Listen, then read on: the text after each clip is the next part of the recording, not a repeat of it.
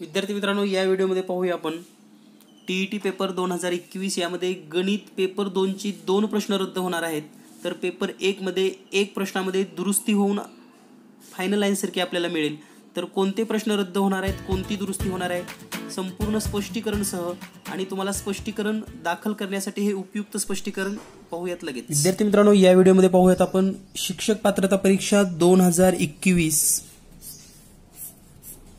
या परीक्षेमध्ये गणित या विषयाची जे काही प्रश्न कन्फ्युजिंग आहेत किंवा ज्याची पर्याय नाहीत किंवा प्रश्नांची उत्तरं चुकीची दिलेली आहेत, तर आपण पाहिलेलं आहे अंतरिम उत्तर सूची आपल्याला प्राप्त झाली असेल तर त्या अंतरिम उत्तर सूचीनुसार गणितामध्ये काय चेंजेस होऊ शकतात किंवा काय बदल होऊ शकतात। तर यापूर्वी सुद्धा आपण जेव्हा स्पष्टीकरण दिलं होतं त्या स्पष्टीकरणामध्ये सुद्धा मी सांगितलं होतं या ठिकाणी टीईटी पेपर 2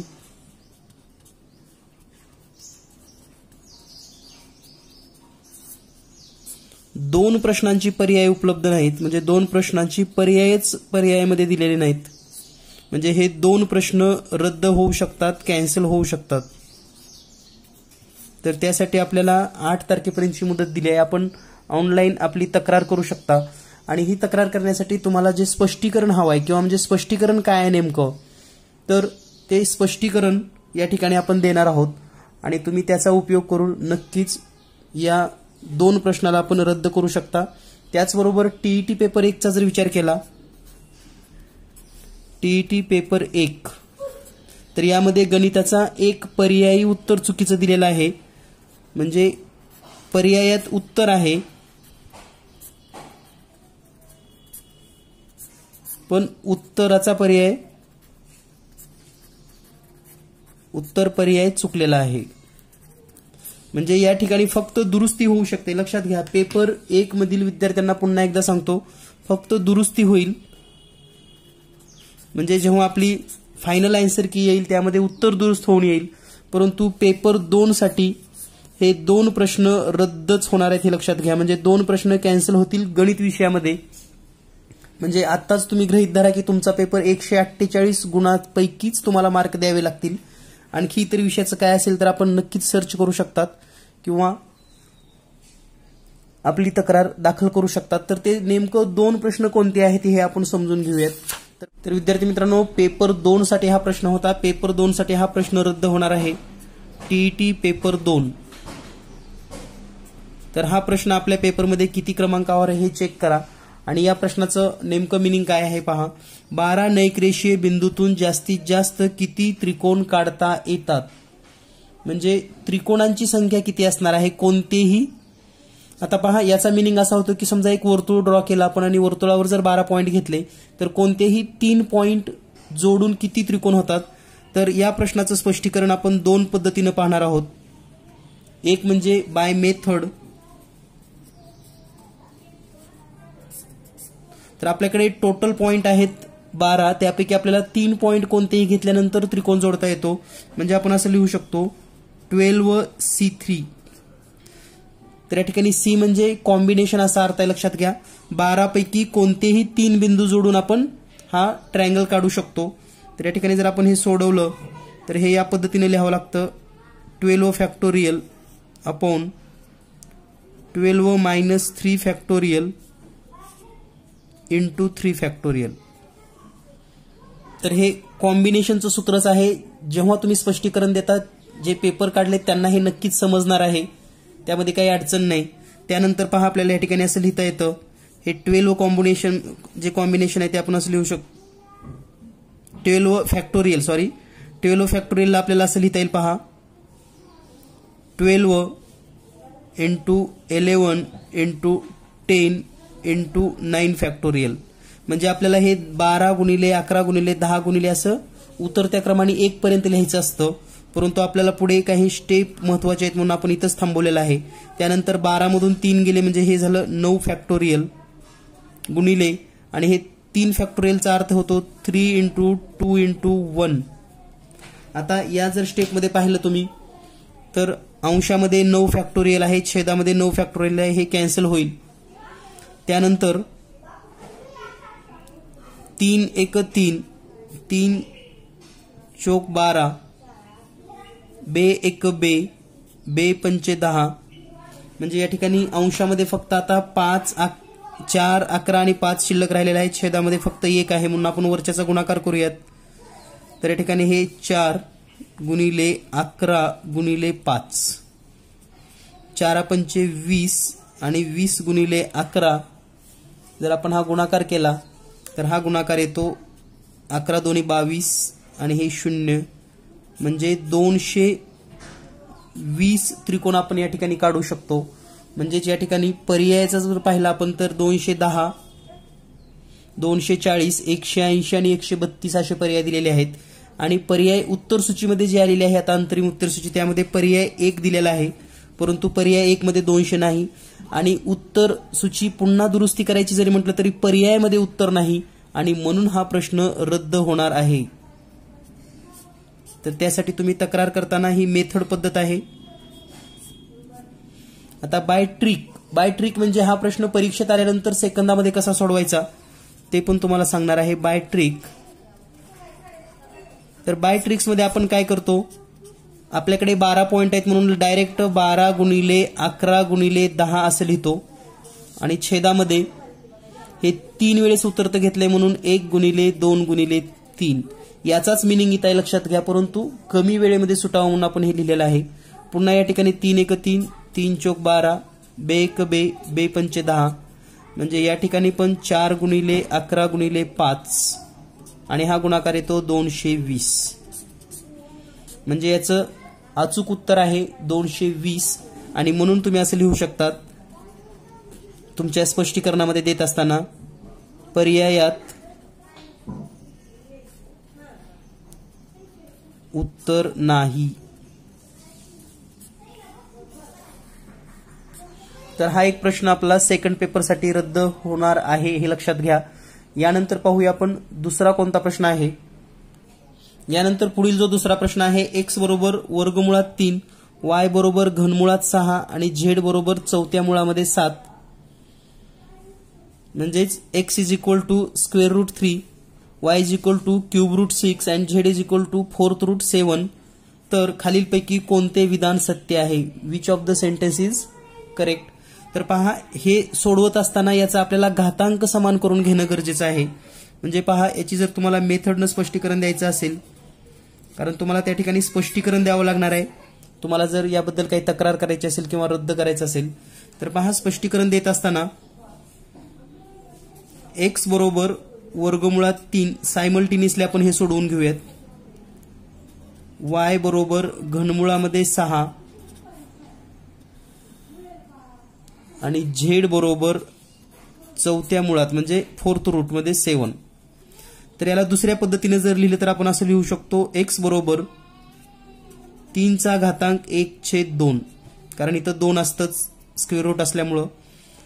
y बरोबर 6 चा घातांक 1/3 आणि z बरोबर 7 चा घातांक 1/4. ठीक आहे. आता पहा, या ठिकाणी वेगवेगळ्या संख्या आहेत आणि यांचे घातांक सुद्धा वेगळे आहेत, 1/2, 1/3, 1/6. तर आपण आता या ठिकाणी काय करायचंय, प्रत्येकाच्या घातांकाला आपण 12 ने गुणायचंय. 12 नीच का गुणायचं, तर 2, 3 आणि 4 चा लसावी येतो 12, म्हणून प्रत्येकाच्या घातांकाला आपण या ठिकाणी 12 ने गुणूयात. म्हणजे पहा, या ठिकाणी पुढची स्टेप अशी येईल, x बरोबर 3 चा घातांक 1/2 गुणिले 12, y बरोबर 6 चा घातांक 1/3 गुणिले 12 आणि z चा घातांक z बरोबर 7 चा घातांक 1/4 गुणिले 12. आता यानंतर पुढची स्टेप काय होईल पहा, हे 2 आणि 12चा या ठिकाणी भागाकार होणार. म्हणजेच या ठिकाणी हे बे एक बे, बे सख्खी 12, म्हणजे या ठिकाणी 3 एक 3, 3 चौक 12, 4 एक 4, 4 त्रिकोण 12. आणि आपल्याला जे पुढची स्टेप येणार आहेत सर्वांच्याच, x बरोबर 3 चा घातांक 6, y बरोबर 6 चा घातांक 4 आणि z बरोबर 7 चा घातांक 3. आता पुढच्या स्टेपला जर आपण पाहिलं यांचं उत्तर, तर या ठिकाणी आपण असं करू शकतो, x चा 6वा घातांक. आता x चा 6वा घातांक म्हणजे काय, तर x चा म्हणजे या ठिकाणी 3चा 6वा घातांक, x म्हणजे 3चा 6वा घातांक, तर 3 गुणिले आपल्याला 6 वेळेस करायचं आहे. तर तुम्ही जर 3 गुणिले 3 6 वेळेस केलं तर याचं उत्तर येतं 729. म्हणजे x ची किंमत किती आलेली आहे 729. त्यानंतर y बरोबर 6चा चौथा आहे. आता 6चा चौथा म्हणजेच 6चा दुसरा 36 येतो आणि 36 गुणिले 36चा जर विचार केला आपण तर याचं उत्तर येतं 1296. आणि या ठिकाणी z बरोबर 7चा तिसरा म्हणजेच हे येईल 343. आता पहा या ठिकाणी सर्वात मोठं कोण आहे, कारण या ठिकाणी सर्वात मोठा जर विचार केला तर y आहे 1296, x आहे 729 आणि z आहे 343. म्हणजे सर्वात मोठी संख्या आहे या ठिकाणी y. म्हणजे आपण असं लिहू शकता या ठिकाणी पहा y ग्रेटर दॅन, हे y कोणापेक्षा मोठा आहे x पेक्षा आणि x कोणापेक्षा मोठा आहे z पेक्षा. तर हे आपलं योग्य उत्तर आहे.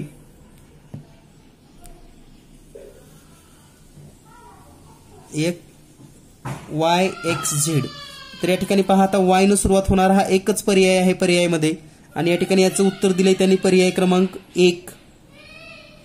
त्यामुळे या ठिकाणी हा पर्याय तर चुकीचाच आहे आणि पर्यायामध्ये पुन्हा हे उत्तर नाही आणि म्हणून हा प्रश्न रद्द होईल. तर अशा पद्धतीनं टीईटी पेपर 2 मधील गणिताची 2 प्रश्न रद्द होणार आहेत. यानंतर पाहूया आपण आता पेपर 1 साठी काय आहे नेमकं. तर पेपर 1 साठी आपल्याला एक प्रश्न दिला होता, सहमूळ संख्यांच्या जोड्या किती. तर या ठिकाणी पर्यायामध्ये उपलब्ध आहे. या ठिकाणी जी अंतरिम उत्तर सूची आलेली आहे त्याचं उत्तर अंतरिम उत्तर सूचीमध्ये 4 आहे. अंतरिम उत्तर सूचीमध्ये 4 आहे, परंतु योग्य उत्तर आहे पर्याय क्रमांक 3. हा प्रश्न रद्द होणार नाही, फक्त उत्तर बदल येईल. तर याचं स्पष्टीकरण आपल्याला देत असताना पहा स्पष्टीकरण.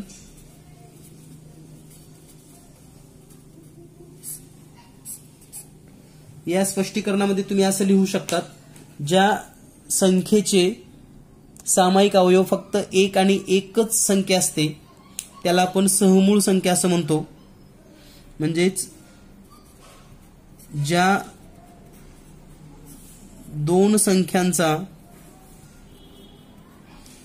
दोन संख्यांचा सामायिक अवयव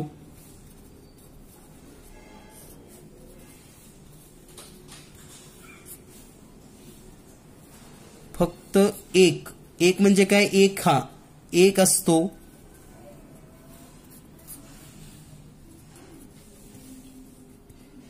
त्या दोन संख्यांना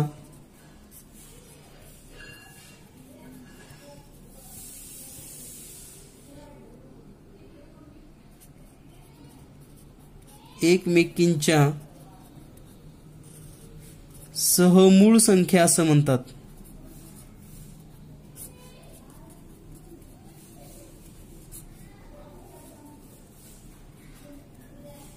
तर सुरुवातीला तुम्हाला ही व्याख्या द्यावी लागेल, सहमूळ संख्या म्हणजे काय. आता ही व्याख्या दिल्यानंतर आपल्या लक्षात येईल की आता या ठिकाणी कोणत्या सहमूळ संख्या आहेत.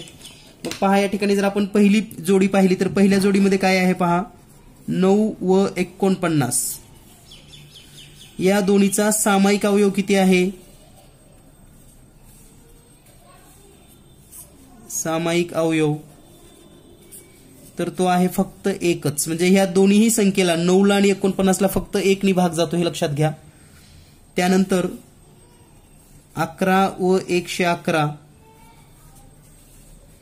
याचा पण सामायिक अवयव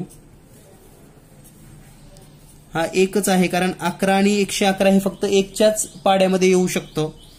त्यानंतर पुढचा पर्याय आहे 19 आणि 247. तर या ठिकाणी सामायिक अवयव हे 1च्या पाड्यात पण येतात दोन्ही संख्या आणि 19च्या पाड्यात पण येतात. म्हणजे 1 आणि 19च्या पाड्यामध्ये या दोन संख्या आहेत. त्यानंतर पुढची जी जोडी आहे 21 व 85, तर याचा सामायिक अवयव फक्त एकच आहे, कारण 85 ला 3 ने भाग जात नाही आणि 7 आणि पहा 21 ला कोणत्या कोणत्या संख्येने भाग जातो, 1 3 7.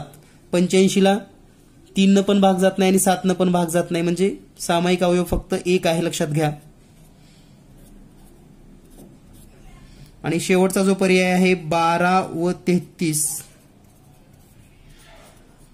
याचा सामायिक अवयव जर पाहिला आपण तर 12 आणि 33ला 1 ने भाग जातो आणि 3 ने भाग जातो.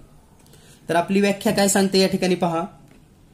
ज्या दोन संख्याचा सामायिक अवयव फक्त 1 असतो त्या दोन संख्यांना एकमेकीच्या सहमूळ संख्या म्हणतात. पहा, आता सामायिक अवयव 1 आहे म्हणजे ही एक जोडी आहे, सामायिक अवयव फक्त 1 ही एक जोडी आहे आणि सामायिक अवयव फक्त 1 ही एक जोडी आहे.